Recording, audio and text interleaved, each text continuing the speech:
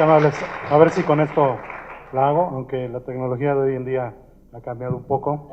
El otro día que estuve en la Universidad Autónoma de Nuevo León, vi que algunos muchachos traían su regla T y me sorprendió mucho y me dio mucho gusto porque dibujar a mano todavía es la mejor herramienta para transmitir las ideas de la cabeza al papel y después transformarlos en ideas que son en 3D, que son nuestros edificios, ¿no? Adelante, por favor. Creo que me va a ayudar alguien acá. ¿Sí? Bueno. Pues es un keynote que va corriendo, espero que no me gane. Muy bien, bueno. En 1987 hubo un llamado de atención a la ONU, que fue el reporte que se llamaba en ese entonces Nuestro Futuro Común. Este reporte fue hecho por la doctora Harlem Brundtland, que era la primera ministra de Noruega, y ella fue quien sacó esta definición de la cual hemos estado hablando el día de hoy, ¿no? ¿Qué es la sustentabilidad o la sostenibilidad? ¿Qué es el desarrollo sustentable? Pues es aquel que nos permite tener nuestras actividades, que nos permite desarrollarnos sin comprometer, sin restar las posibilidades a las generaciones futuras de tener un desarrollo igual que el nuestro, ¿no? Después entran otras cosas como la autosustentabilidad, pero estamos en niveles todavía a los cuales no podemos acceder. Entonces, siguiente, por favor. ¿Dónde está mi amigo? No, le muevo de aquí. Sí. ¿Y cuáles son estas tendencias que nos están afectando? Las hemos platicado ya también algunas de ellas. El calentamiento global, el alto consumo de energía, el déficit de la estructura. Si quieres, vamos pasando. Y los movimientos demográficos.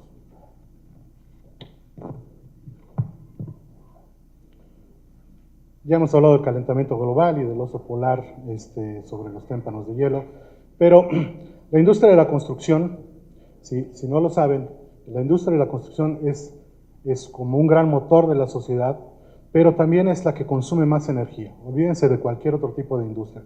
Todo lo que tiene que ver con la construcción es lo que produce, es lo que consume más energía y es lo que produce más desperdicios, más que ninguna otra industria en el mundo. Siguiente, por favor. Algunos de los temas tienen que ver con los déficits de infraestructura, ¿no? Hemos visto recientemente el tema de las vivienderas, ¿no? El tema de las vivienderas que cotizan en bolsa y que están con problemas sumamente serios, debido a que se dedicaron a promover vivienda, a construir en terrenos alejados de las ciudades o a terrenos alejados de los centros de trabajo, que no tienen infraestructura, se ha tenido que llevar infraestructura a costos muy elevados a estos lugares, pero además la gente que vive ahí tiene que transportarse 2 o 3 horas para su trabajo todos los días. Y el fenómeno que se ha suscitado, es conocido también que muchas de estas ciudades nuevas, muchos de estos lugares, pues están abandonados. ¿Por qué? Porque son insostenibles, porque la gente tiene que moverse mucho, no tiene vida familiar y no hay infraestructura alrededor de estas ciudades que satisfagan las necesidades más mínimas de los habitantes que ahí residen. Por favor. El uso del suelo insostenible tiene que ver con esto y existen nuevas normas que nos están permitiendo rescatar áreas, por ejemplo, áreas de conservación, áreas de recarga de acuíferos, etcétera, pero es un movimiento que está viniendo un poco tarde. Seguimos todavía con problemas sociales que generan un gran movimiento demográfico, ¿no? Vemos aquí un ejemplo clásico de los migrantes que vienen del sur con la idea de ir al sueño americano. Muchos de ellos son mexicanos, muchos de ellos son centroamericanos, pero todos estos movimientos generan una problemática muy importante. Siguiente, por favor.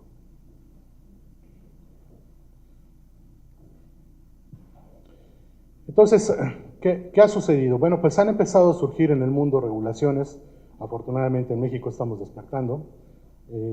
Y estamos viendo cosas como este reporte que promovió Al Gore en su momento, que le hizo ganar el premio Nobel, pero hizo despertar al gigante, ¿no? Hizo despertar al gigante y, por lo tanto, a nosotros, que siempre vamos un poquito ahí a la cola. Y estamos viendo también que las organizaciones sociales no son los gobiernos los que toman la iniciativa, sino son las organizaciones sociales los que están en medio, como veíamos hoy en la mañana en la conferencia de Griselda, quienes despiertan y quienes promueven, se dan cuenta del daño que se está haciendo, quienes promueven las respuestas para esto, ¿no? Hoy en día tenemos estos casos que han hecho despertar a los gobiernos de algunos de los estados en Estados Unidos, por ejemplo. Vemos que 33 de los estados que tienen el 70% de la población en los Estados Unidos ya están desarrollando acciones para combatir el calentamiento global. Vemos que hay 22 estados que han establecido metas de reducción de huella de carbono, metas claras, con fechas, con límites establecidos. La sustentabilidad es cosa seria, es mesurable, se mide, se establece y se comprueba. Se hablaba mucho de que los Estados Unidos no habían firmado el protocolo de Kioto y muchos de los países estaban ofendidos por esto. No pasa nada, 960 condados hace 5 años ya habían adoptado el protocolo de Kioto. En México empezamos a despertar, como decía, y se ha promulgado ya, la que sigue, por favor,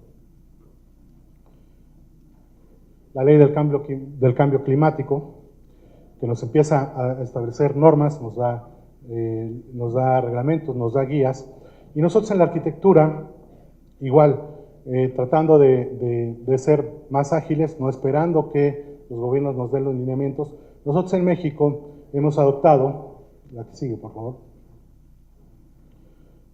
hemos adoptado un sistema que estableció una organización no gubernamental con base en los Estados Unidos, pero que ahora es mundial, que es el United States Green Building Council. Este consejo de arquitectura sustentable o arquitectura verde, lo que hizo fue unificar a toda la industria de la construcción, poco a poco, en un proceso que ha tomado más de 15 años, para lograr reconocer que el impacto que tenemos nosotros en el calentamiento global, en la huella de carbono, en el consumo de energía, es enorme. Entonces, cualquier acción que tomemos nosotros como arquitectos, como diseñadores, como desarrolladores de ciudades, de edificios, cualquier actividad que nosotros tomemos para responder a esto de una manera responsable, tiene un gran impacto por el impacto que tiene nuestra industria. Entonces, se creó un sistema de certificación que se llama LEED, Leaders in Environmental and Energy Design, y que es un sistema de puntuación que nos permite asegurarnos que podemos atacar varios de los campos que influyen en la arquitectura y en la construcción para poder así asegurarnos de una manera sistemática que nuestros edificios o nuestros desarrollos son verdes o sustentables. La que sigue, por favor. Entonces, la arquitectura sustentable es aquella que abarca de una manera holística el impacto en el bienestar de los seres humanos y del medio ambiente, mediante el cuidado de las etapas completas del ciclo de vida de las edificaciones. Es decir, cuando nosotros promovemos un edificio o desarrollamos un edificio, el proceso de la concepción del edificio, de su diseño conceptual, del desarrollo de diseño, del desarrollo de los documentos de construcción, todo tiene que estar enfocado hacia la arquitectura sustentable. Todas estas normas que estamos adoptando, que estamos implementando, sean americanas, sean alemanas, sean francesas, sean mexicanas, están amalgamadas en un sistema que nos permite verificar, certificar a cada uno de los pasos. Después, durante la construcción misma de la obra, se llevan a cabo lo que es el commissioning, el comisionamiento. Con el comisionamiento nosotros nos aseguramos que la construcción se lleva a cabo también dentro de estas normas. Y después, lo que tiene más impacto en sí es la operación de los edificios, ¿no? Es increíble que cuando nosotros tocamos el tema con desarrolladores inmobiliarios, a veces nos dicen, bueno, pues es que me va a costar 5% más caro mi edificio, ¿no? Sí, pero el costo de los edificios, un edificio que tiene una vida, un ciclo de vida de 50 años, el costo más fuerte que tiene es la operación del mismo, el mantenimiento del mismo. Entonces, todo lo que se invierta durante la concepción del edificio y su construcción se paga muy rápidamente y se obtienen beneficios en un plazo, no digamos a largo plazo, sino en un término muy corto, ¿no? Por ejemplo, los nuevos fideicomisos que hay, que se llaman las fibras, fideicomisos de inversión en bienes raíces, están adoptando normas LEED. Los edificios que ellos están comprando están buscando ser certificados LEED. Finalmente, cuando los edificios se demuelen, se destruyen o se reciclan o se usan para otras utilidades, se están reciclando, ¿no? Entonces, tenemos que ver el ciclo completo, desde su concepción hasta su terminación, y cómo podemos lograr que los materiales que ahí se utilizaron, o la misma masa que tiene el edificio, pueda ser reciclada y pueda ser utilizada nuevamente, y no generar nuevos materiales a partir de materias primas vírgenes. La siguiente, por favor.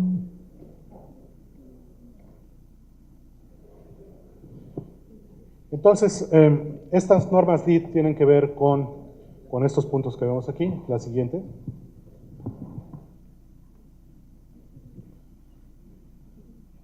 Terrenos sustentables, ¿no? Un segundo.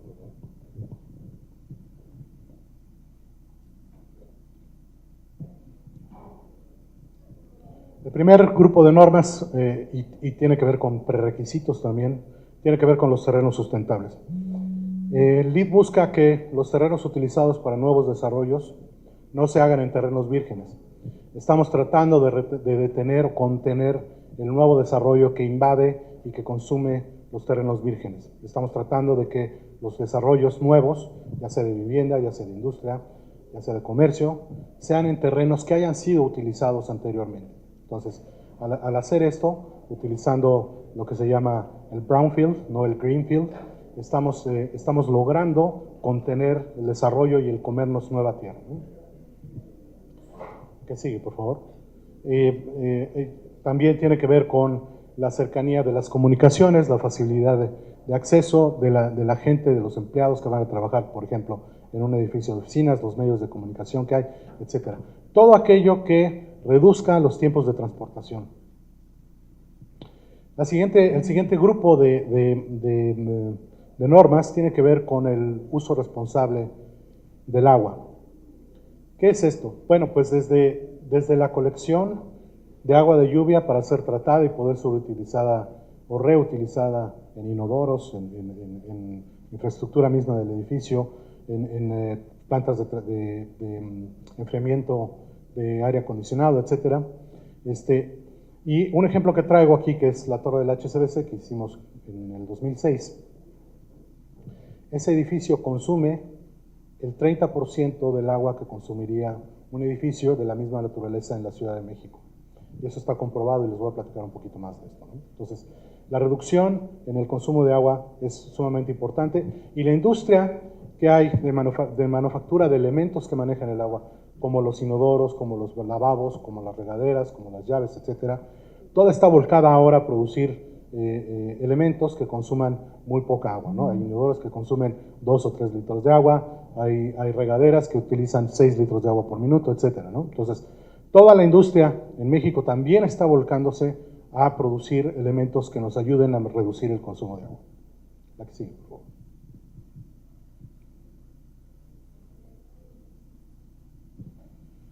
El siguiente grupo de normas tiene que ver con energía y atmósfera. ¿Qué tiene que ver esto? Bueno, pues tiene que ver, por ejemplo, con protecciones solares hacia las ventanas, ¿no? ¿Cuál es la ganancia de energía que estamos teniendo a través de una ventana, la cual esta ganancia va a generar un consumo de aire acondicionado desmedido? Entonces, ¿cómo podemos nosotros lograr hacer un edificio que tenga las suficientes protecciones para que no genere un consumo excesivo de aire acondicionado, que a su vez genera un consumo excesivo de agua, que a su vez genera un consumo excesivo de energía eléctrica, que a su vez genera unas subestaciones muy grandes, unos cableados muy grandes, que genera una demanda muy grande de la compañía de luz, etcétera, etcétera? No sé, lo que hacemos nosotros al evitar y al reducir los consumos estamos reduciendo una cascada de problemas que vienen allegados, y estamos logrando entonces hacer círculos virtuosos. Tiene que ver también con la pureza y con la calidad del aire interior. Por ejemplo, todos los materiales que tienen que ver con maderas, con pinturas, con pegamentos, etcétera. Hoy en día también la industria está ofreciendo respuesta a estos materiales y está generando materiales que tienen poca emisión de partículas volátiles que afectan al cuerpo humano. Por lo tanto, y otra que es muy interesante, el aprovechamiento de la energía o de la luz solar dentro de los mismos edificios. Cuando nosotros conjuntamos todo esto, generamos beneficios económicos, ¿no? Es decir, si nosotros tenemos en nuestra empresa, en un edificio de oficinas, típico en la Ciudad de México, en cualquier lugar, acá en Puebla, que está certificado LEED, que ha cumplido con estas normas, vamos a tener un grupo de empleados que va a disfrutar más su trabajo, ¿no? Que va a estar más a gusto en su oficina, que va a tener luz, que va a haber plantas, que va a haber verde, que se va a enfermar menos porque no padece de los síndromes de los edificios enfermos, tiene filtros de alta eficiencia, el aire que tiene es puro, no tiene cambios bruscos de temperatura, sino tiene una temperatura estable, etcétera, etcétera, ¿no? Llega en bicicleta a su trabajo, ¿no? Yo he visto en Volkswagen los estacionamientos de bicicletas importantísimos, etcétera. Entonces, ¿qué sucede con esos empleados? Pues simplemente no se enferman, simplemente trabajan más a gusto y empiezan a ser más productivos, ¿no? ¿Cuánto más productivos? Pues más allá del 12%. Entonces, cuando una empresa como Volkswagen o como cualquier otra hace un edificio sustentable, está asegurando su futuro, ¿no? Si dicen, es que voy a invertir 6% más en hacer este edificio. Bueno, pero a lo largo del tiempo yo tengo un 12% más de productividad simplemente porque mi edificio es sustentable y todo lo que eso genera. Es negocio, ¿no? Adelante, por favor.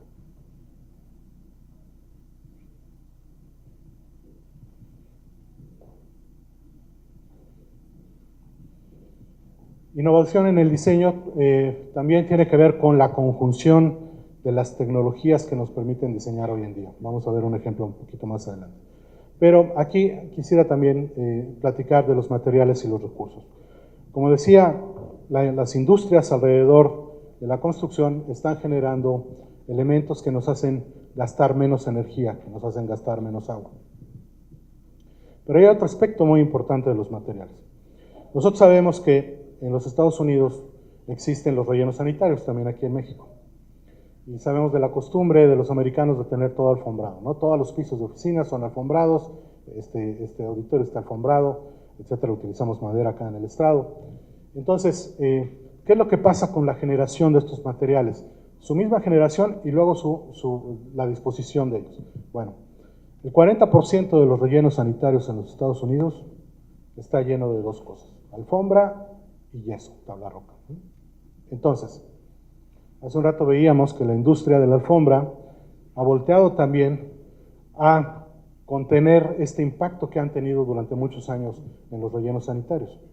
Entonces, ¿qué han hecho? Veíamos hace un rato el efecto de interface con su respeto a los océanos. El programa de ellos, o ellos tienen uno de sus programas, es muy interesante, que hace que ellos promueven en comunidades pesqueras la recuperación de las redes desperdiciadas, las redes que veíamos hace un rato que estaban ahí en la isla de plástico. Esas redes las recuperan, son hechas de nylon, la materia prima de las alfombras, y ellos la toman, promueven ciertos beneficios para esta comunidad que les ayuda a recolectarlo y generan nueva alfombra a partir de esas fibras que estaban desperdiciadas, que estaban flotando en el mar o que están ensuciando las costas o están matando animales marinos. Entonces, este programa es sumamente interesante. Junto con eso, otras de las empresas fabricantes de alfombras, como Shaw, tienen programas de reciclamiento de alfombras sumamente importantes. Cuando las oficinas cambian, cuando vienen nuevos inquilinos, cuando hay necesidad de cambiar la alfombra, que eso sucede cada 5 o cada 10 años, pues tenemos esta gran cantidad de material que se va a los rellenos sanitarios. Bueno, pues ahora no. Ahora estas empresas lo están recolectando, tienen centros de acopio, lo llevan a unas plantas especiales. Me tocó ver una hace un mes más o menos en Atlanta, y entonces ellos muelen la alfombra, hacen unas grandes pacas, la meten en unos trituradores, la muelen y generan materia prima de nuevo, ¿no? Generan otra vez estos peles, estas partículas de nylon, que las usan para dos cosas. Uno, para generar energía, para generar combustible. Finalmente el nylon es un derivado del petróleo, entonces esa planta corre sin energía exterior, sino corre con la energía que autoproduce, y después genera la materia prima para hacer alfombra. Entonces, también ha surgido este concepto que se llama Cradle to Cradle. Ahí vemos un poquito el logo. Cradle to Cradle significa que los materiales que tienen esta certificación son materiales, sí, es un infinito, entonces lo que hace es que los materiales que se utilizaron una vez, por ejemplo, para hacer alfombra, al término del ciclo de vida útil, regresan a hacer alfombra, ¿no? Y otra vez, ese es un ciclo interminable, por eso el logotipo de Cradle to Cradle es un infinito. Y como esto también, ¿no? La industria maderera, la industria de los muebles, etcétera, está volcándose a crear materiales que se usan en la construcción con alto impacto, que ahora están buscando no solamente certificaciones LEED, no solamente decir que fueron cortadas de bosques responsables, donde por cada árbol que tú cortas plantas otros 10, etcétera, es un movimiento que ha tenido muchos años, sino que los materiales al momento de ser dispensados, de destruirse, pueden ser reutilizados en la generación de nuevos materiales, ya sea en sí mismos otra vez, como el caso de la alfombra, o en otros materiales, como es el caso, por ejemplo, del PET o de otros plásticos que son reutilizados, por ejemplo, en la industria automotriz, ¿no? La industria automotriz tiene gran cantidad de reciclados que vienen de cosas que usamos todos los días, ¿no? Sí. Adelante, por favor. Y finalmente, la prioridad regional. Otra de las cosas que promueve el LEED es que tratemos de utilizar materiales que son generados o que son elaborados en una región que no esté más allá de 400 millas alrededor del punto donde van a ser utilizados. ¿Qué es lo que produce esto? Bueno, pues bajos costos de transportación, un impacto en los combustibles para el transporte muy reducido, etcétera, etcétera, ¿no? Y promoción de la industria local, etcétera, etcétera. Entonces, son beneficios por todos lados que estamos utilizando en la industria de la construcción, ¿sí? Adelante, por favor.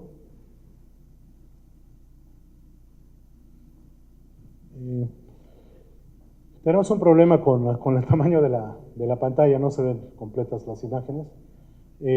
Ejemplos de edificios sustentables que estamos haciendo en México, por ejemplo, este es el Estadio de Rayados de Monterrey, es la resolución, hay algo ahí. Bueno, no se ve, si quiere seguir, porque ya tenemos poco tiempo. Adelante, por favor.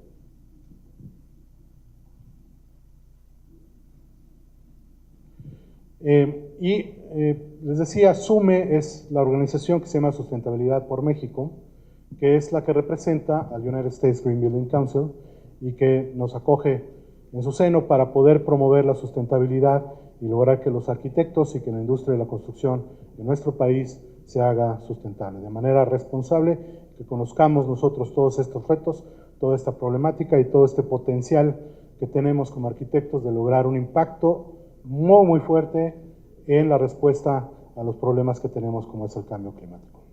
Yo creo que ahí lo dejamos, porque ya no tenemos tiempo, pero bueno, pues les agradezco mucho su atención, espero que les haya servido un poquito la plática. Sí, muchas gracias.